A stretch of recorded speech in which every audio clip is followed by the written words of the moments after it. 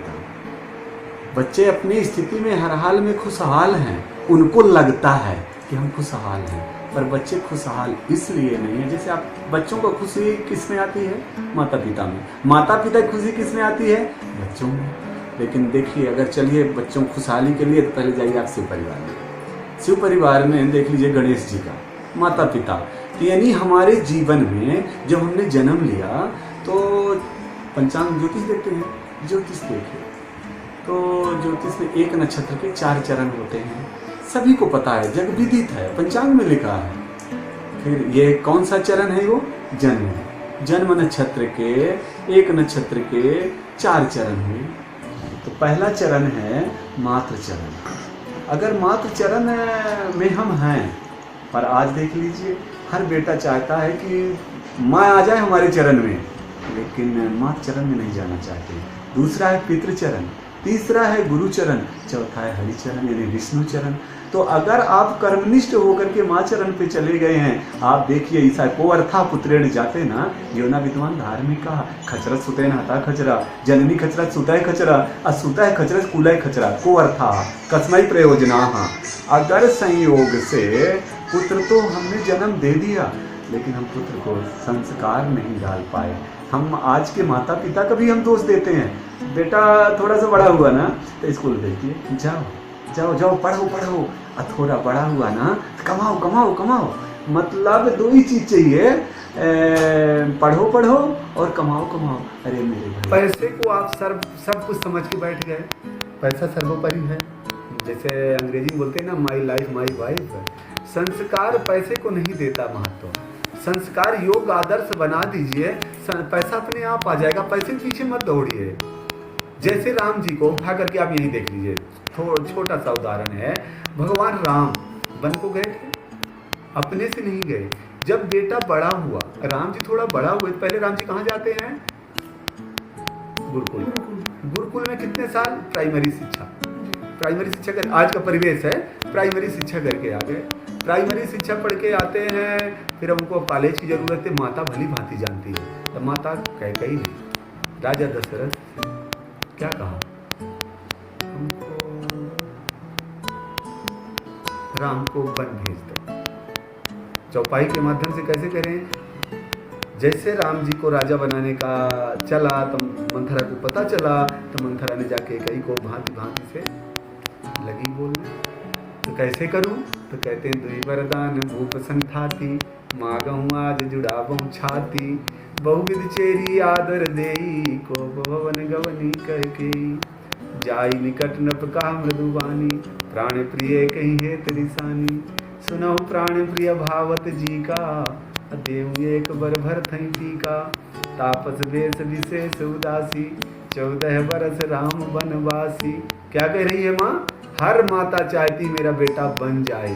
एक बार माता कैकेयी ने नहीं कहा कि मेरा बेटा जंगल जाए, क्या कहा है? बन जाए। जैसे बन जाए के लिए शब्द आया, तो राम दशरथ जी ने क्या किया? बन भेजा। स्वयं से तो नहीं कहा। क्या कह रहे हैं? मोर मनोरथ।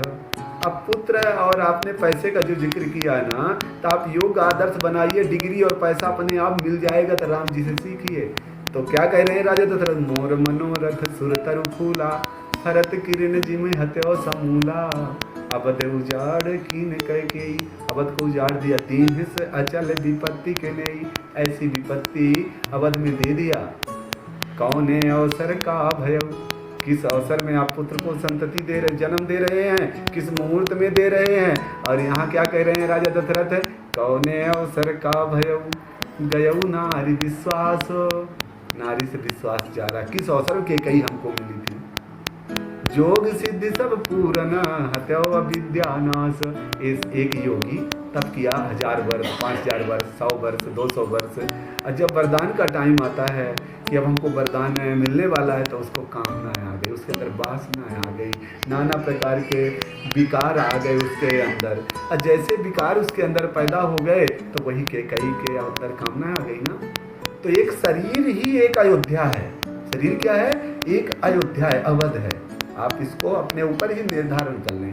कि हमको कैसे खुशहाल रहना, पैसा प्राथमिकता दे रही है या हमारा कर्म प्रधान दे रहा है, हम पैसे के पीछे दौड़े या अपने शरीर को, हमको किस तरह से हमको समाज में जीना है, तो पैसा कैसे आएगा, पैसा भी आएगा, अर्थ भी होगा, परमार्थ भी होगा और स्वार्थ भी हो, तीनों चीजें हैं, ऐसा नहीं है कि नहीं है। तो अपने शरीर में आप बना लीजिए अयोध्या, अयोध्या बना लिए। तो अयोध्या का राजा कौन है?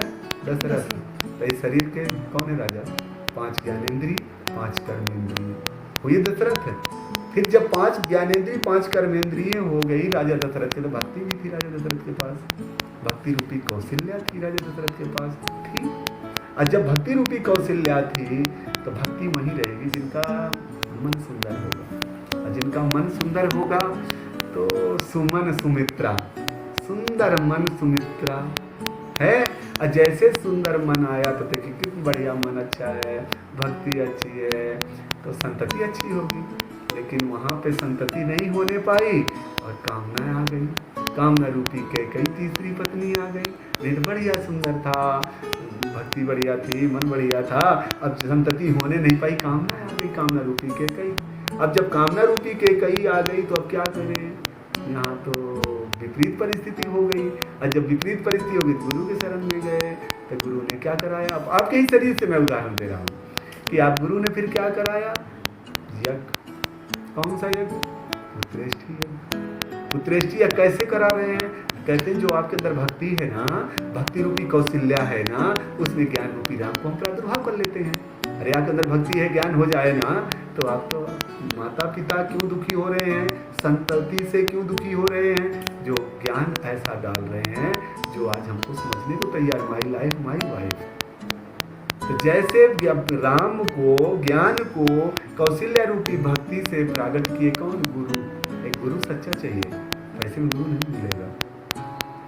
अब जैसे राम का प्रादुर्भाव भक्ति रूपी कौशल्या से हो गया, तब मन सुमन है, सुमित्रा है। तो जहाँ जिनका मन सुंदर है तब विवेक रूप लक्ष्मण आ गया। आपके विवेक चाहिए तभी तो भक्ति हो, ज्ञान होगा। जैसे विवेक आ गई, अब विवेक का जन्म हुआ लक्ष्मण, तो फिर कामना रूपी कैकेयी है ना, तो त्याग चाहिए, कामना को त्यागे जो, तो वहाँ भरत रूपी त्यागी का प्रादुर्भाव हुआ। अब भरत रूपी त्यागी का जब प्रादुर्भाव हो गया, देख लीजिए आगे, गाधि तनय मन चिंता व्यापी, हर बिन मरहि न निश्चर पापी। एक ऋषि ने तप किया और एक ऋषि ने यज्ञ किया। तो एक ऋषि में अग्निदेव प्रकट हुए खीर लेकर के, रामायण में चलिए, और एक ऋषि तप कर रहे हैं तो मारीच और सुबाहु पैदा हो रहे हैं। और जब मारीच और सुबाहु पैदा हो रहे हैं तो वहीं चिंता हो रही कि इनको हर बिन मरहि न निश्चर पापी, तो इसलिए परमात्मा को आना पड़ रहा है। तो सबसे ज्यादा कहने का तात्पर्य है हमारा कि अगर संतति से आपको सुखहाल होना है, खुशहाल रहे, संतति हमारी सुने, तो राम जैसे ना पूरा उतारिए, आप थोड़ा सा उतार लीजिए, उनका एक अंश उतार लीजिए। तो देखिए, गुरु वर्थे तक्त राज्यो व्यचर धनु बनम पद पदभ्याम प्रियाया पाणि स्पर्श क्षमाभ्याम रजन पत्र जो यो हरिंद्रानी जभ्याम। यानी परमात्मा पिता के, जो वही पुत्र आज भी खुशहाल है। कौन सा? जो पिता की नज़रों से समझ ले कि पिता की आंखें क्या कह रही हैं, बस है। अगर पिता को कहना पड़ गया, आज तो पता है पिताजी या माता जी क्या कहती हैं, अब पुत्र क्या कहता है, पुत्र आएगा, पिताजी आपने ये गलती कर दी।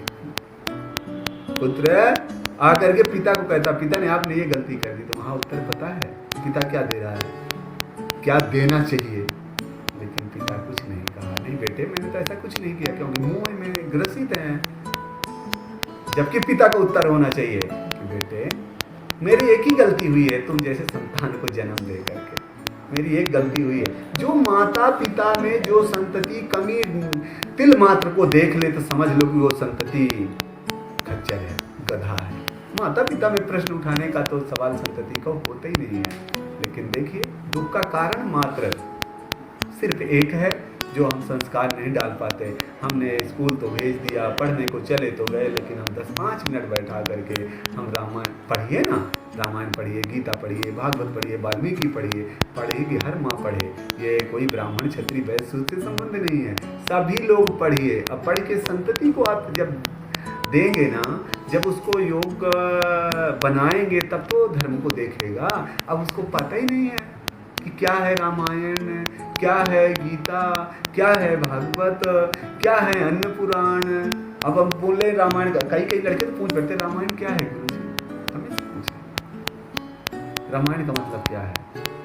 तो सीधा रामायण को आप ना खोलिए, अब रामायण के ऊपर का पेज देख लीजिए, रामायण, राम आयन, राम जी का जिसमें आयन है।